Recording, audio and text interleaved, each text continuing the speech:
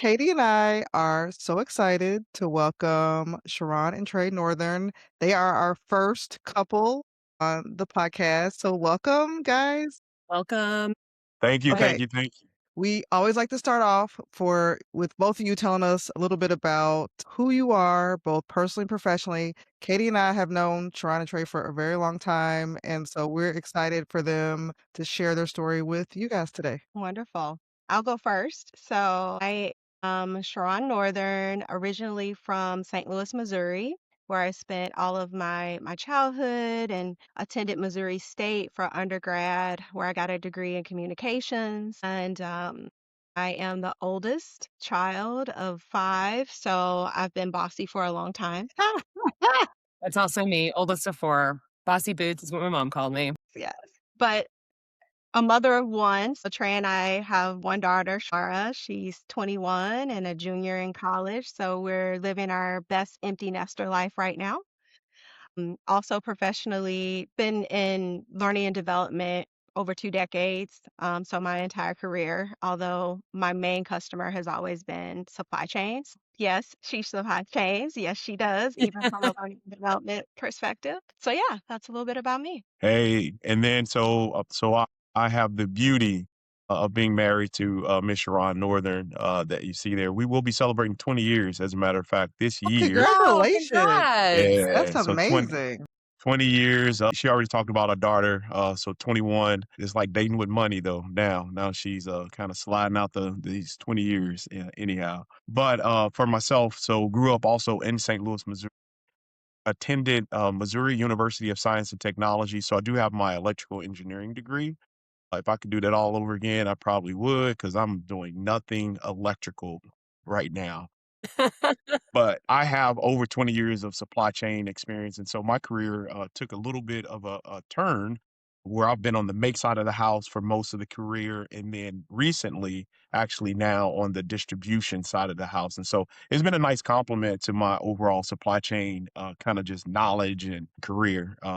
But that's a little bit about myself. I just learned we always learn something new. Sharon, I did not know you were the oldest of 5, so that is new information. And Trey, I don't know why I didn't know you were electrical because 'cause I'm electrical, so I don't know Hmm. why I missed Kindred that. Yeah. So, spirits. yes. Are you doing anything electrical? Actually now well, I mean, doing is the greatest word. I was like, Courtney, you are not. Don't even say you're Not doing. doing, I didn't say do. Eating.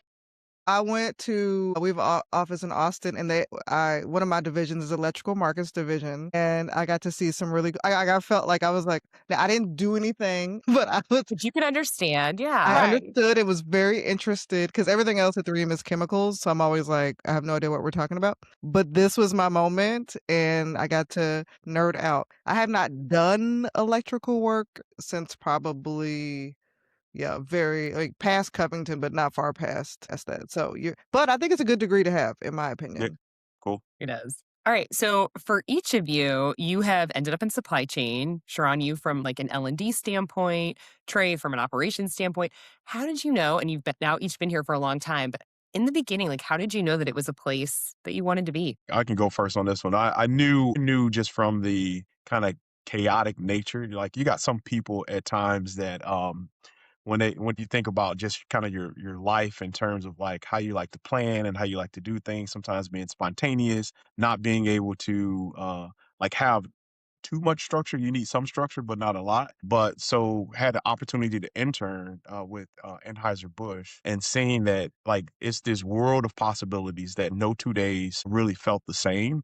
And for whatever reason that appealed to me, plus the problem solving of it, of like getting it and you get to almost at times just figure stuff out to a degree. And so I think that was what drew me into kind of supply chain of saying like this is a career. I can make a career of this, being able to do so many different things across the board. So I think that's what drew me to supply chain. That Sharon, how about you? Very similar. So also interned at Anheuser-Busch. And so, through that internship, I just remember having such a variety of experiences, even as an intern, right? And it was exciting, and the people and the energy was contagious. And so when they made me an offer for a full-time role, I was like, of course, like this is fun. This doesn't even necessarily feel like work, right? And I made so many friends within, the plant, and people were just so much more like down to earth and real Mhm. in supply chain that it just really spoke to me. So yeah, those early years as an intern for sure. Love that. Okay, so now fast forward to today. You're meeting somebody. You guys are empty nesters, so you're living your best life right now. You're meeting new people. So, Sharon, how would you describe what you do today? So I actually have to do this often, as you can imagine, especially in my with my new company, KDC1, because all my previous companies, as soon as you said the name, there was brand recognition, right? Mm. So now I'm with a company that is a quiet giant. And so people are like, what? And what do you do? So in the simplest terms, I always say when you're in school, there's someone who's coming up with the learning plan for your school district, right? There's someone who's coming up with what is, the curriculum for the year. That's my job for corporate America. I come up with what is the learning plan for adult learners for the next, 1 to 3 years. Trey, how about you? Yeah, so for myself, it's the piece around again that structure. So I'm able to share with people. Yes, we receive products. When we think about Chick-fil-A, we receive all of the products for Chick-fil-A, and we're able to make sure we're processing orders for those restaurants to make sure that they get what they need, and we're delivering. But that's kind of the structure part. What I really do and what I really get excited about is I have the opportunity every single day to inspire people. I have the opportunity every single day to find out where people are most passionate and then try to match those things up. And so when you think about how the structure part with the people part, if you get this people part right, then that structure part just starts to work itself out like Mhm. magically. And so that's the exciting part of my job. I'm such a people guy that I use that strength to really drive the business of making sure that we're delivering on our mission, which is to build trust with every delivery. Love Oh, that. I love that. So both Katie and I work with Trey. He does he leads with people Mhm. first. That is your superpower. Okay, both of you mentioned you started your careers at Anheuser-Busch, then went to General Mills. So as you look back on those early years, what would you say was the secret sauce of those organizations that really helped shape who you two are as leaders today? So I'll start with you, Trey. Yeah. So, and I thought about this. This is really good. And when I truly think about what was Anheuser-Busch to me and what was the memorable part of like what did they instill in me, I would say problem solving. I'll Mm. tell you a quick story. Having my electrical engineering degree, coming in as a young leader, I remember one of our operations managers coming out. I felt like as a young leader, my job was to hop on the radio and just get electricians from point A to point B and do different solve different problems for you.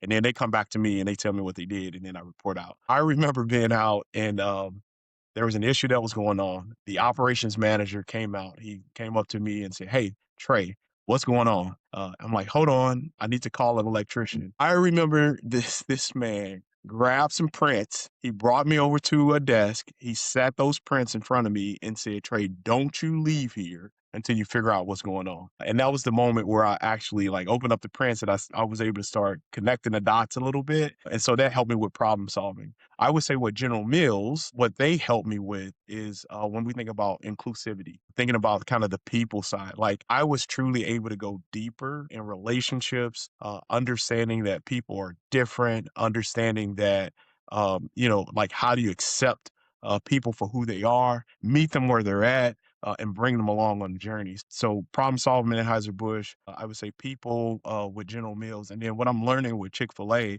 is like, how do you have, I'm a faith-based person. And it's this excitement has truly just helped me go deeper in my faith. Mm. And recognizing that bring this whole thing together and how do you make sure that there's purpose? And I guess that's the best way to say it is Chick-fil-A has truly helped me understand my purpose with all of these, gifts that God has given me and making sure that I'm able to do that. So I would say that's how things stack up for me. Love these, like, things that you've taken away from each place because 'cause they're Mhm. each place is very different, right? So yes, it's all in supply chain, but those cultures are all very different. And I just love how you've taken like, this is like the best of what I took. This is the best of what I took. And it's led you to where you are now. All right, Yeah, that was a Sharron. great answer, Trey. I know. I was like, oh, I got chills. Like, It was she's like, very wow. inspirational. All right, so starting with Anheuser-Busch, I would say that was my season of process rigor. And why process rigor was so important during that season is because I had so many rotations with different customers from an L&D standpoint while at Anheuser-Busch. So I supported sales, I supported finance, of course, supported the brewery. And so while it was good and it was a quick upstart, is because the processes were the same from stakeholder to stakeholder. Like they just really believed in process rigor and efficiency. And so then when I went to General Mills, I had that background of process, but I was able to go really deep when I was at General Mills and my from like a technical understanding. And so at every plant I supported, even though my title was learning leader, like I was on the floor. I could walk the system and give a tour and explain like the product flow, right? And I could understand what we were actually teaching our production team. And so that really carried on from having that background of process rigor, but then also spending enough time in those plants, right, to go deep. And then from there, I would say at Hershey, it switched where I was spending more time with executive stakeholders. So that's where I had to really understand how to influence. And I had to understand a different level of business acumen and an executive presence. Things that General Mills taught me and told me were really important, right, from my experiences. But that was my day to day, right? And so it wasn't something that I was doing in episodes. It was like, no, this is what I do every day. And so now transitioning to KDC1 for the last 8 months, and Trey and I talk about this all the time, it is like a gumbo of all those experiences. I'm a team of one on a really talented HR team, but I'm the only learning professional. And so there are times I have to switch between all those different audiences that I've had kind of a siloed experience or like a one-on-one experience in my previous companies. I'm doing all that on a daily basis at KDC1. So I say those experiences definitely prepared me for that. A gumbo of I experiences. know. I love this. Okay, I'm curious. I know we didn't. So, how did you decide on KDC1? Like, it's not like people don't know the name, and kind of what drew you to that company and that work? I'm going to be as short as possible. I Okay, could that's tell this okay. story because it is a testimony. It's a faith testimony. So KDC1 actually chose me. Okay. And I believe that they chose me because God wanted me to be here. So there was a lot going on professionally. Knew I was ready to pivot, but I just didn't know where. And I actually interviewed for a different role. And during that interview, the CHRO who was interviewing me said, I don't think you're the right fit for this role, but there's been some things on my mind and I've been thinking about creating a role, but I didn't even know where to start. And from this conversation, I have so much more clarity. And so she asked me, if I was willing to hang in there with her. She's like, I haven't even pitched this role to our executive committee yet. I don't have a job description, but I have confidence that you're the person that I've really been thinking about. And so it was a long 6 months of faith and waiting. And Trey kept telling me, it's going to happen. I know it's going to happen. And I was presented an offer that I definitely could not refuse. So that's how I ended up at KDC1. You know how you have a conversation with someone and Mhm. you're like, you are a puzzle piece that I need in my life. It was that type of conversation. And so I kind of learned about who KDC1 is after my heart was already in it. I love that Yeah, though, because you're open to making those connections. Like you really don't know where they might lead. It might be immediate, it might be 6 months later. But yeah, when you make those, I think like those heartfelt connections with someone, I like how you called that, like that you found like Yeah. this missing puzzle piece that you didn't know you needed. And I love you know, that you if I trusted the process. That's hard. That's like 6 months with someone you don't really know, and like you never know. Are they just stringing you along? Are they? That's woo. Courtney, Courtney, we would have these conversations, Trey and I, because we would connect and we'd have these great meetings. And then it would be some time, that goes by. And I've been with Trey for, like we said, 2 decades. So I'm not in the dating world, but I have girlfriends that talk about like getting ghosted. So it was like I finally could relate to like this feeling of like, am I being ghosted? I'm not saying I've been ghosted, but I'm not saying I'm not. It is the most, like, awkward I get as an adult too, you're like, "So we just, like, ignore people without, like, a formal, like, "No, Yeah. thank you?" Like, who does that? Yes. Katie and I talk Yes. about it, I'm like, "Who does that?" I'm like, "That's the new thing." Like, whew, yes. You know, it's one of those too, and I'll when I look at like I was just so excited about having this front row seat of seeing my wife like go through these ups and downs and like these different and it's like just believe, babe. Like just like it's going to happen. And especially in when we think about like, her faith journey, man, it was amazing. Cause when she found out that news, it was on her birthday. I still remember it. It was on her birthday when she found out that the CHRO wanted her to help her kind of do this position. And because I remember her coming around the corner, she was like crying. I don't know if I should have said that, babe, It's but fine. she came around the corner and it was Not tears of true. joy of like, I can't believe that someone would actually want to, like see something in me and say there's something there and I want to try to develop it. And Yes. so, but with the highs and lows, because that was in January and you didn't start until what, August, July. September? Yeah, So July. that was a Yeah. long haul of like keep believing, it's there, the touch base and all of those things. But it was a great to see that front row, have a That front is row a seat great to see it. story of like, I do believe doors closed that are not meant for you, doors open Mhm. that are, and, like, even with my process coming to 3M, like, you just have to, like, be super patient and wait Mhm. for that thing and not Mhm. settle for something else that may not be a great fit for you. So I just think that is just a great story of like well, we had at one episode, I think I can't remember who said it, Katie, I always forget names, like the Goldilocks thing where it's like there will be a perfect for you and you just Yeah. kind of like I gotta think it was wait Deborah to Lynn, yeah, talking about, yeah, like, just definitely. I right. love that one. Yeah, That's to like one of my find it favorite just right, yeah, yeah, like that yeah, that's good. Thank you for Yeah. sharing that story. I Yeah. love that. And I All and I right. also just wanna add really quickly, but the company itself is aligned to my background, right? So Mm, 31 is a consumer products company, right? Just like all the previous companies.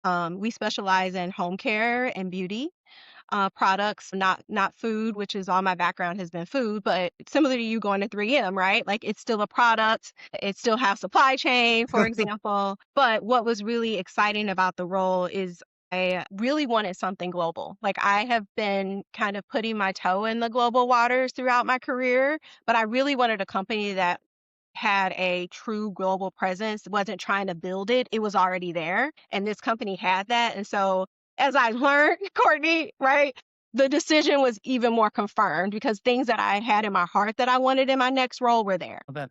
All right, so this is something that I think is so cool about the 2 of you, but I also think is so important for others who are listening, is that you are a dual career in supply chain, and you each have really successful careers, and that has come with quite a few moves, right? So you started in Missouri, moved to Illinois, Nashville, now Dallas. I think sometimes, especially as I talk to maybe some more junior folks who are trying to navigate dual career, and sometimes I'll hear, I mean, I literally was just talking to someone just this past week, and it was like, "Ah, I think we just need to be in one place, and that could be it. That could be right." But what I was worried about was she was sitting in a place where the leaders above her, it's one person working and one person staying at home. And that is also that model, like it's very personal. It works for each of you. But what I was more worried about was like, no, it is possible. Like there's paths out there that this can happen. And so wanted to see if you two could share a little bit about your experience with that. Like how do you support each other's careers, the pivots, the moves? Because I think you've both navigated it just like so well. Yeah, I'll start by saying, very early on, we decided that Trey was going to have the lead career. And part of that was because Shamara was really young and I wanted to be as much of a full-time working mom as possible. So, and as you know, working in a plant is very demanding. So we had to like have a conversation and it wasn't a difficult one, but we said, Trey's lead career. And then we communicated that to the org. But at the same time, we communicated that that didn't mean that I didn't want development and that didn't mean that I didn't want opportunities. It's just that if they had to make a choice, we wanted Trey's career path to be the priority. And then as we were talking to our mentors and our leaders, we had the exact same script. Like if they asked me, I talked about Trey's career. If they asked Trey, he talked about my career. So I think us being on the same page made it easier for the org to support us. Yeah. You have anything, Yeah. Trey? No, and I would say like that alignment. Alignment is just absolutely critical and just being honest with where you are. But then I'll also say be honest with, is your career worth being the lead career? So like if your spouse is kind of talented and you can see that taking off, because remember this is a partnership. This Mhm. truly is a partnership. And so from that partnership, you all have to talk and be aligned and truly understand and know that it's not a competition, that Sharon's success is my success is Sharon's success, and being able to be knowing when to be cheerleaders and when to kind of be back. And again, we prioritize at the end of the day. We actually also prioritize our family. That was a unit, or that was a decision that we decided that was important to us. Even with General Mills, we recognized General Mills had all these manufacturing plants. We knew some of those manufacturing plants we did not want to raise Sharon or Shamara in. We knew, and so being able to be first, understand it together. All right, where won't we live? All right, we won't live here. We won't live here. We won't. And when you have that alignment, so even when the organization comes and says, "Hey, I got this big promotion for you Mhm, in this particular plant," although it may be good for the career, I know it's not good for the family. And it makes it really easy for us to say, "No, that's not the Mhm. opportunity for us," and Mhm. being able to be aligned in that fashion. I I like love that that. word alignment. Oh, go ahead, yeah.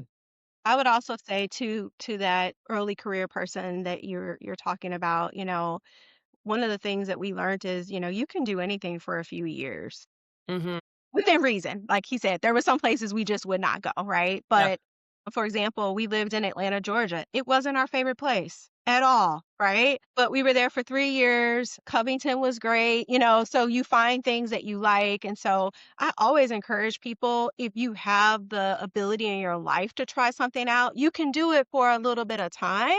If it Mhm. doesn't work out, you speak up and you figure it out and you move on. Don't not do something because of fear. Like if fear is the only thing holding you back, lean in and definitely do that. And then the other thing I'd say is to Trey's point about alignment. When Shamara was a senior and we knew that we were going to probably be pivoting, we changed it and decided that I was going to have the lead career. I was at the point in my life where I was ready to take on, a larger role. Fortunately, because I've been working remote for so long, that happened that I was still remote. And so we moved to Dallas for Trey's opportunity. But that was a really great conversation because we had to recognize how much had changed in our life. And it was Mm. my time, right? It was my turn. And Trey said, wherever we need to go so I can support your time, then we'll do that. I love this, the talk around partnership, the alignment, because things do change. They don't stay the same. Context changes, your family life changes, the situation changes. And I also like the other two pieces of advice that are really sticking with me are being really transparent, open, make sure on the same page and like those messages are consistent. And then this other piece, I love this, Sharon. Like you can kind of do anything for a few years. We're not asking people to like go risk their lives or anything like Right. that. But you can, like, and when you put it in perspective like that, moving to a different part of the country, again, it does have to work for the family. There were places that similar. I couldn't go. Husband also worked and he had to travel. And so it's like, I can't go live in remote Missouri or remote Ohio. Like, it's just not going to work. But I can go to all these other places for you. Yeah. So I love all that advice. Thing I like too, and I think you said this, Sharon and Katie, is a mentor always reminds me, ask yourself, like, most things can be undone. Like, there's not Mm, many decisions you're gonna make that you can't, like, if you get into it and you're like, you know what, this is like, pull the cord and say, or just, undo it. Right. That is also a thing I think around fear that the other thing is always like the probability of this thing really happening, the things you fear and like likelihood of that. And I think that Mhm. helps me level set and thinking that these decisions are like, oh my gosh, if I go do this, like all of us on this call are pretty smart, pretty capable. We can probably figure something out if we get into it and don't like it. So I think that's something as if in my younger years, I probably would have done more risky things just then, knowing that it was probably easier to undo that, in your earlier career. Okay. We're going to pivot a little bit to Trey talking about leadership and culture. So, as the GM for the new Dallas Distribution Center, you aren't just opening a building, like you are building a culture. So, how do you ensure that operational excellence and vulnerability kind of coexist in kind of high stakes kind of warehouse environment? All right. So if you use the word excellence, I do believe that vulnerability has to be a part of it. Can you be excellent without being vulnerable, I don't think you can, because there's this piece of how do you admit when you're wrong?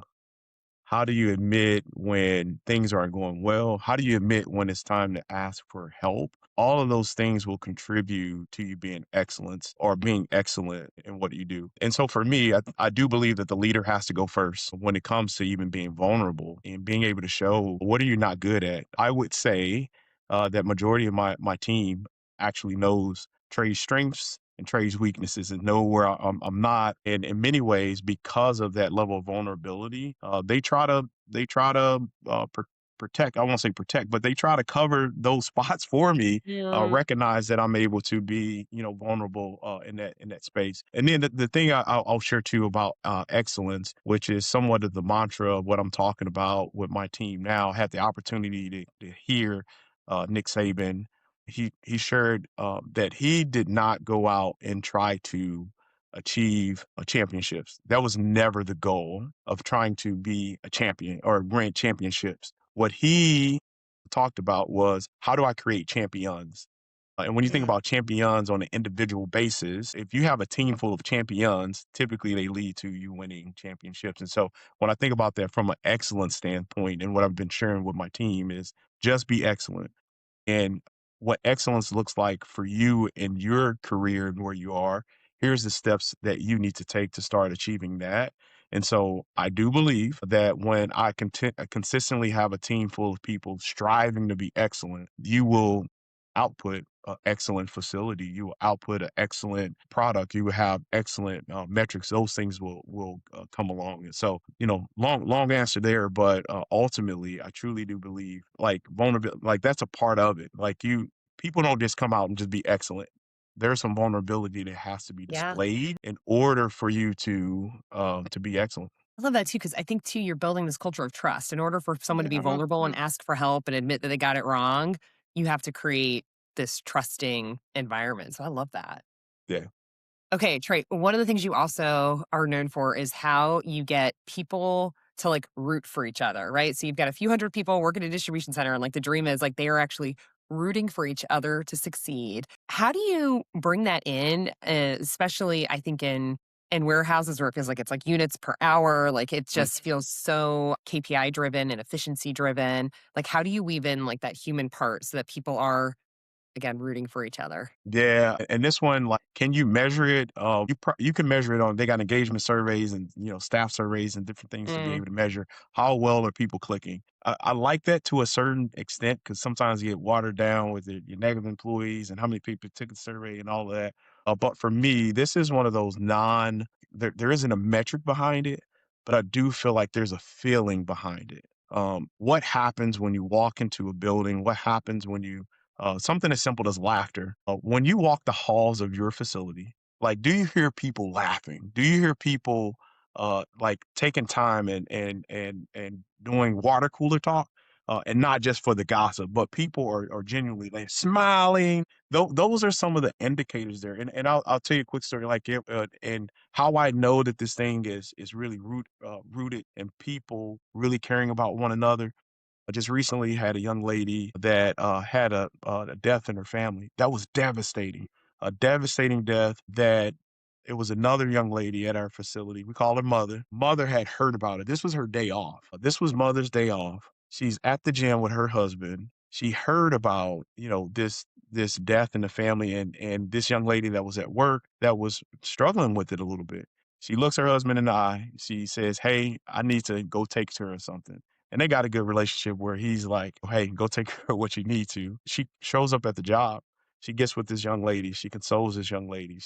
She's there. Like when you see like that doesn't happen in the mhm. workplace. That's not something that you would expect. Again, because to your point, it's about the metrics. How well are we doing? But the culture, it's a feeling for me, and sometimes it's those intangible things that you can count that you look for to being able to see how well are people rooting for one another. Because Mother, she's rooting for her. I'm rooting for you to be better. I'm rooting for you to feel better. What is it that I can give of myself so that you can be better for your individual self? Oh, that's a great story, and I think Yes. I tell Katie, when I visit plants, I try to see, like, who makes eye contact, Do people Mhm. smile or Mhm. try to look away? Mhm. Do they scurry away when the leadership team is coming through? How do they interact with their leaders, the local leaders at the plant? And I mean, those things to me, like that tells you kind of to me everything you need to know in terms of like culture and what's going on. And I always go to the break room and be like, are they watching the stories or are they watching Young and the Restless? Or it's like, what's going on in there? All right, Sharon, you've designed learning strategies for companies like Hershey, KDC1. What is the most critical missing skill that you see in the supply chain workforce today? And how are you solving for it, or how do you think other leaders should be thinking about it? Yeah.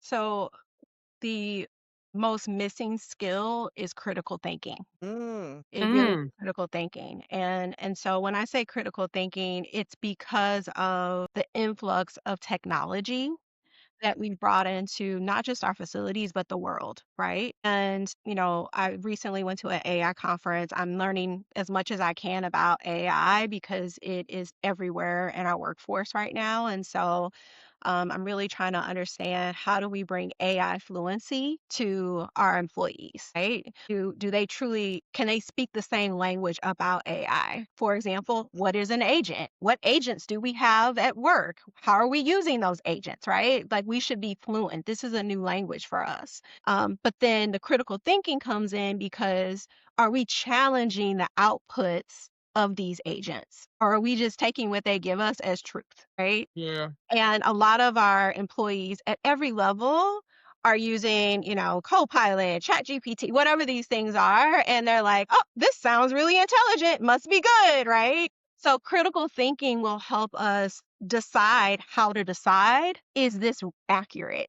And how do I challenge AI to give me, a more holistic answer? Or, how do I use this as a partner in my work environment versus a crutch in my work environment? So that's the one that I'm thinking about all the time. I don't have an answer for you, Courtney, of like what specifically am I doing as of yet, but that's where I am in the what's next for us from a skill development standpoint is really this AI fluency and this how do we teach people how to think critically? What questions do they need to ask themselves in mhm. order to demonstrate critical thinking? This is super random, but funny story that reminded me kind of what you're talking about, like just the how we're so conditioned for things to like kind of be served to you or handed some way. So I was like, Mhm. saw this. Katie knows I'm like all in the Instagram reels and memes. That's like my love language. But someone was saying like their electric toothbrush stopped working. And they were just like confused as to like what to do. And it was like, it's still a toothbrush, but it's just like things like that where we have completely like we just like that didn't even occur to Yeah. someone, and it's like, and then to your point, we had to actually have a conversation at work about, to your point, or it wouldn't even work, it was a part of Jack and Jill where it was like, hey, just because you've summarized something and thrown it out to, and it's like that looks good, it's like you do need to read it, make sure the language sounds like Yeah. it, like Mhm. normal Mhm. language Mhm. and like a human, like that, the speed with which people wanna just, like, throw stuff out and you read it and you're like, that, and even on LinkedIn sometimes I'm like, "Well, there was a that was a bot that threw that post out." Just, like, a little bit of discernment, just, like, across the board. I worry about that as, like, a generation of, like, especially in supply chain, like, I think we're far away. I was sending Katie this podcast I listen to, it's artificial intelligence, where it's just like people's like, "Oh, they're just gonna replace our jobs." Like, no, they're gonna need someone to like go to really go through that, like you said, and Use the have critical that critical thinking. thinking to say, Yeah. like, "Does what it put out make sense?" Mhm. Does that like, how did what they were talking about in the podcast was, how do you like, those people that are about to retire, how do you take what they have learned and put that into the agent, Yeah. Mhm. like, help, your models and everything, not just what's out there in the internet. It's like, how do you harness that from your most experienced people? Because that's the stuff that we're gonna lose, I think, over time, for sure. Yeah, I agree. That's a great use case. And there's so many use cases of, how do we create agents that are, like I said, actual partners and that, have a very specific purpose versus, I feel like people would just want a one-stop shop, right? They want it to do everything and that's not what we need. And part of that is that lack of critical thinking. Like, what are you really trying to solve for? What are you really trying to solve for? It's like everything. I need it all. It's like, no, that's not what you need. And that's why you're getting such a generic outcome Yep. Yeah. Yep. because you aren't really thinking about what the true problem is. So that's the skill set we have to figure out simulations for and use cases for and today because we keep thinking that it's in the future, but it's not. Yeah. It's It's here not, now. it's now. Yeah, it's Yeah. now. I was in an AI training and I actually have started doing this now. They were like, if you're using it as Google, you're using it wrong. And Mm, so it talked about how you should like, and I've started doing this and I have noticed different output to say, I am a vice president of supply chain at or whatever, and I'm speaking to my boss who is this person, like name their role, your role, like, and give the bot more structure. Cause otherwise it's just like throwing things out. Cause I was using it as Google. I was like, hey, what's and they were like, "That's wrong." And I was like, "Oh, okay." And, like, tell it what the output, give it some examples, like, just taking the time to, like, structure your ask Mhm. gives you just much better, probability of a it better needs more output. context. Yeah, like, Someone it was context, funny, and it's like somebody I heard at work likened it to, like, an intern, Yes. and so they're like, "When you get that output, you do need to, like, review it." Like, you wouldn't just let the intern, like, send that off, right? like, So send it out to the CEO, that sounds Right. good. you Right. wouldn't do that. Like, you wouldn't do it. So treat it as, like, it's like they gave their best. It's probably pretty good, but it's not I maybe like that idea, right okay, like there. the Yeah, intern. yeah. I like it. I thought it was good. Okay, this one for both of you, and it sort of builds off of this last question too, Sharon. When we think about building high performing teams, what are some of the skills that you're looking for in this next generation? So I think critical thinking skills is one of them. Anything else that like it's like an intangible, you might not see it on a resume, but like this is what you know is going to be important for our future generations in supply chain? So for me, it's self-awareness. Mm. It's self-awareness. Like, are you aware of your strengths? Are you aware of do you have a list of blind spots or a list of things that you've accepted that I need to find people to cover, as Trey said, cover me on Hmm. because I do believe in you're only going to get so good at things that are your weaknesses. So don't invest too much time in it. Find people in your community to offset those and so that's not something people list on a resume or I do listen to for it during interviewing. I also listen for it when I'm doing an intake for high performance team intervention. I listen to like how self-aware are the individuals on this team of as an individual contributor on the team, but also of how the team as a whole is performing, right? Can they list off those things for me? And it's really interesting in today's culture where everyone wants to feel great, be told that they're great, only focus on the great. Like you have to have a level of self-awareness. So that's what I would say. Trey? One. For me, I would say grit. Like having some grit. It's one of those to the kind of some of the other points we talk about being self-aware when we do talk about critical thinking because things are not in supply chain. We know this. Things do not go according to plan. You can plan it out, but things do not go according to plan at all times. So where's that grit to be able? I'm going to figure some things out. I'm going to get creative. I'm going to try something new. Like how do you do those things? So for me, I think grit is needed, and I would say as we continue to see the introduction to AI, we're starting to lose kind of that grit because again, we're going back to just trusting what did the robot say that I should do or the agent. Let me get my terminology correctly, but what did the agent tell me to do? And if I can't critically think and have grit and just keep figuring things out, I think that will be one that is extremely important that we need to continue to harness and that I would look for depending on what the role is. These are good ones. And I think Okay. Trey and I also talk about, so as y'all can imagine, we talk a lot about these topics. Y'all can host your own podcast. I know. I'm like, y'all should, like, go ahead. Yes. And one of the other behaviors that we look for and we talk about is accountability. Mm, Is accountability, right? And so Trey talked about a little bit of like admitting you're wrong, admitting you need help.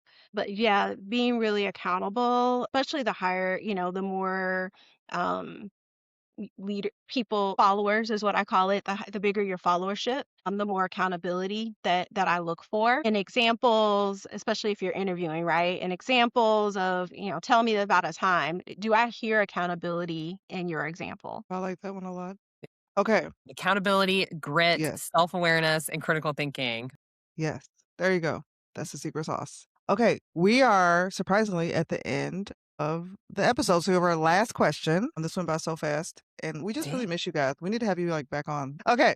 What is a piece of advice, you both have been in the industry a long time, that really has stuck with you that you still use today? That has just like, been evergreen through your career that you kind of keep in the back of your mind? I'll go first on this one. This one I use often. You've probably heard it. I believe she was a guest on your show. Chew up the meat and spit out the bones. I mean, that was from Miss Val Mack. I still use that. I use that with even people that I mentor. When she said that, and I remember I was sharing with her, I was going through some stuff, and she was like, chew up the meat and spit out the bones. The reflection that I had at that moment, like, it's okay to reject feedback and or, solutions or things that you just don't agree with. Like, it's okay. And so it's like, what's the stuff that you know is going to be nourishment to you for your career? So chew up the meat, spit out the bones. And again, it's okay for people to have different perspectives of how they approach things. And so for me, that's stuck with me. It gives me permission to say it's okay to say I don't agree. Right? I'm spitting out that bone. So yep. I like that one. I do too. So the one for me came from my leader, Sivram. So shout out to Sivram at General Mills at the time. And, he said to me, I was going through, something, and he said, your life is a three-pronged pie, three-piece pie. You have you as an individual, your health, your wellness, your mental state. You have your career, and then you have your family. And he said, the truth is, it's not very often all three will be complete, that it will be a whole pie, right? Your goal is to have at least two of those three pieces of pie in a good spot.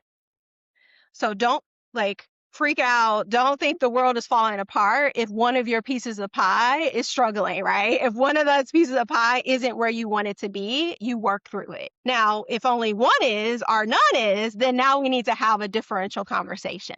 But it really gave me a different mindset about how I think about the journey, And I really try my best to protect the two of three, and they shift all the time, right? They shift all the time. And it was also a way for me to think differently about, we had a decade of where we talked all about work-life balance, right? No. I hated that.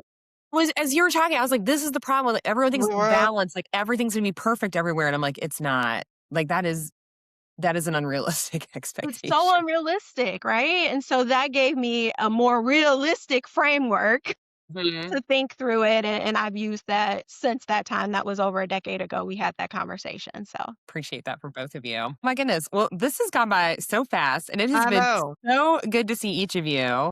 If you're back up in the Twin Cities, let us know. If we're down in Yeah, Dallas, we'll give you a please. ring I too. know. Most Yeah. definitely. Please do that. Please do that. And thank you. We are so happy to contribute. We're so happy to cheer for you all. We love Thank Sheep you. Supply Chain. It was a brilliant idea.